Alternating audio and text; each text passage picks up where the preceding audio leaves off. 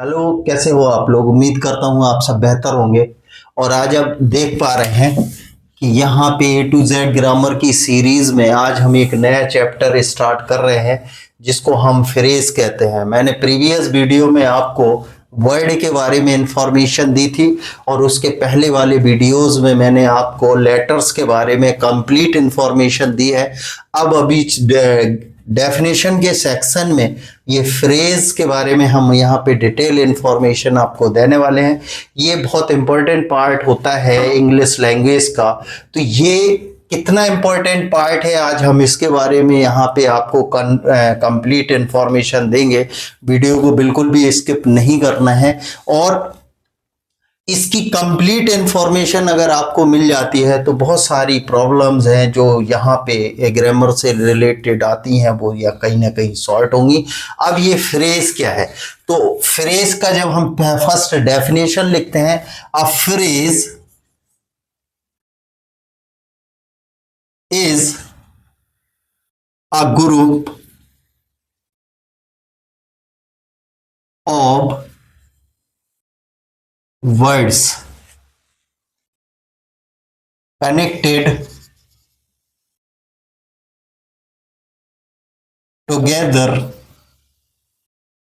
having incomplete sense। Phrase क्या है? Phrase शब्दों का समूह होता है जो आपस में जुड़े होते हैं, लेकिन इनका अर्थ क्या होता है? अधूरा होता है। जैसे मैं बोलूं सुबह इन द मॉर्निंग, शाम इन द इवनिंग, या फिर मैं बोलूं 10वीं क्लास का एक लंबा लड़का, 10वीं क्लास का लड़का।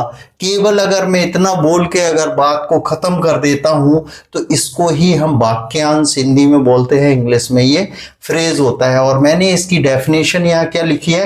A phrase is a group of words connected together having incomplete sense.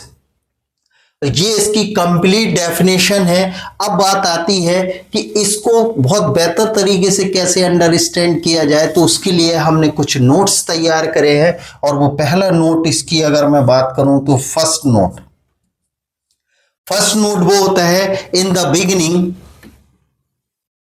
पहले मैं इसको लिख देता हूं, in the beginning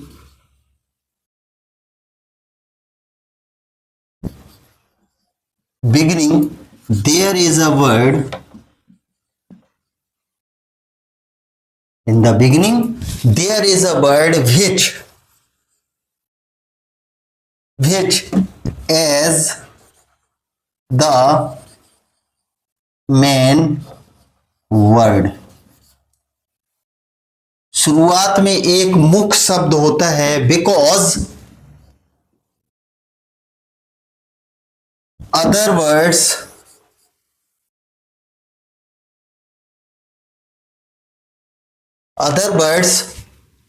connected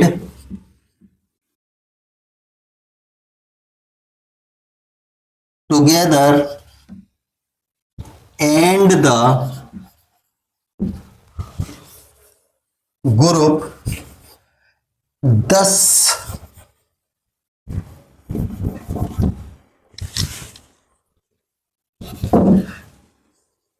the word thus formed is called a phrase।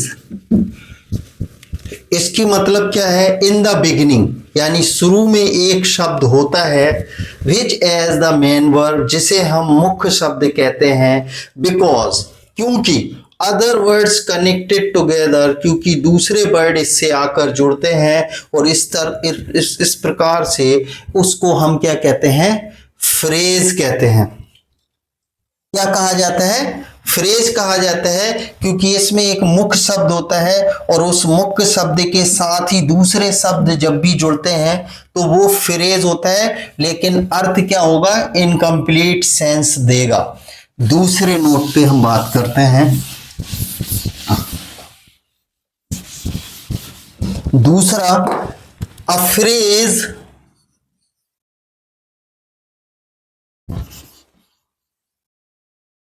is known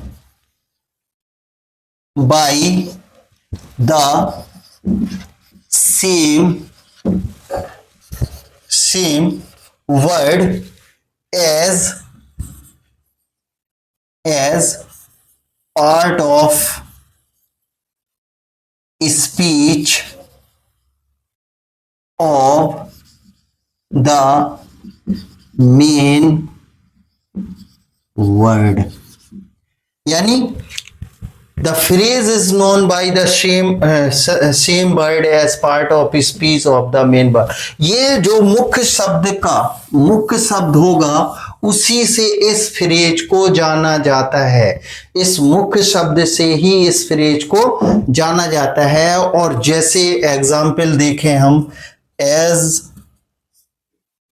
look after या लुक फॉर। आप देखिए इसको क्या पहचाना जा रहा है, इसमें मेन वर्ब क्या है, ये है। तो ये जो मेन वर्ब है लुक, देखना, यानी कि ये वह फ्रेज है। दूसरा अगर हम देखें, रेड एंड विल्यू, तो इसमें मेन वर्ड कौन सा है, रेड है। तो ये कौन सा हो गया, एडजेक्टिव फ्रेज हो गया। थर्ड, एज सून एज, ये कौन सा हो गया, कंजंक्शन फ्रेज हो गया। नेक्स्ट, ओ माई फादर, इसमें मेन वर्ब कौन सा है, ये है। तो इसका अगर बात करें तो ये कौन सा हो गया, इंटरजेक्शन फ्रेज।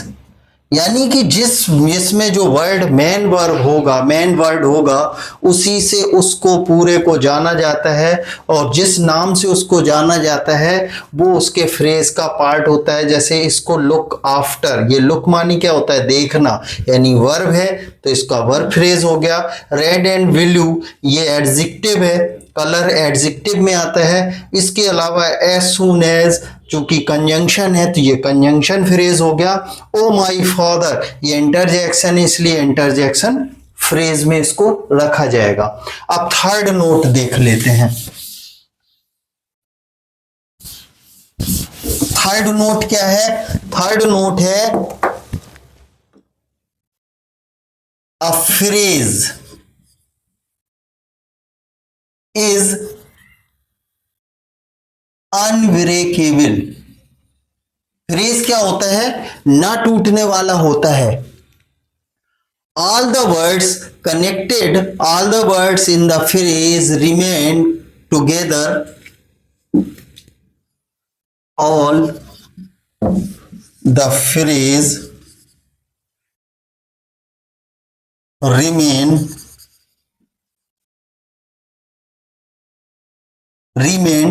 टुगेदर। मैंने क्या बोला, ये अनब्रेकेबल होता है। और चूंकि जो फ्रेज है वो आपस में क्या होता है, जुड़ा होता है। नो मैटर, मायने नहीं रखता, नो मैटर वेयर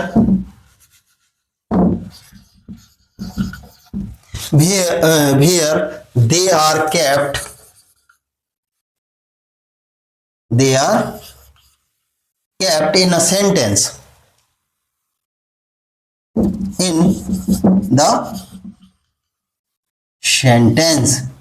कहने का मतलब क्या है, ये जो फ्रेज होता है ये कभी भी टूटता नहीं है, ये अनब्रेकेबल रहता है। All the phrase remain together, जो भी फ्रेज है वो अनब्रेकेबल नहीं होता है, और जो फ्रेज होता है वो हमेशा जुड़ा रहता है। मैटर नहीं करता कि वो सेंटेंस में कहाँ रखा जा रहा है, सब्जेक्टिव केस में या ऑब्जेक्टिव केस में, ये मैटर नहीं रखता है। जहां भी इसको रखा जाएगा वो हमेशा एक साथ आएगा। एग्जाम्पल जैसे मैंने अभी आपको प्रीवियस में टॉल बॉय बोला था, इसी का ले लेते हैं। A tall boy a tall boy of class 10th lives beside me। इसमें आप देखें, a tall boy of class 10th, ये फ्रेज है। अगर मैं बोलूं 10वीं क्लास का लंबा लड़का, अगर मैं केवल इतना बोलूं तो इसका अर्थ क्या होगा? जुड़े तो आपस में but in having incomplete sense, अधूरा अर्थ देंगे। जुड़े एक साथ ही होते हैं, अर्थ अधूरा देते हैं, और इनको हम कहीं पे भी रखेंगे, ये वर्ड कभी भी अनब्रेकेबल नहीं होता है। जहां पे भी इनको रखा जाएगा एक साथ रखे जाते हैं। अब आते हैं लास्ट, इसमें इंपॉर्टेंट नोट्स हैं। इसमें 50 जो फ्रेजेस हैं वो रेडीमेड होते हैं। रेडीमेड मतलब बने बनाए हैं, और 50 वो हैं जो हम अपनी सुविधा के अनुसार सेंटेंस को बनाने के लिए बना लेते हैं। There are many ready made phrases. There are many ready-made phrases in English.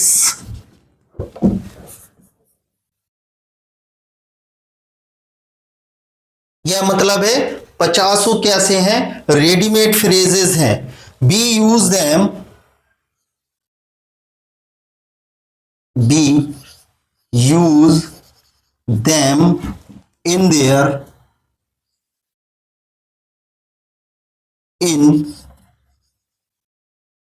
in their original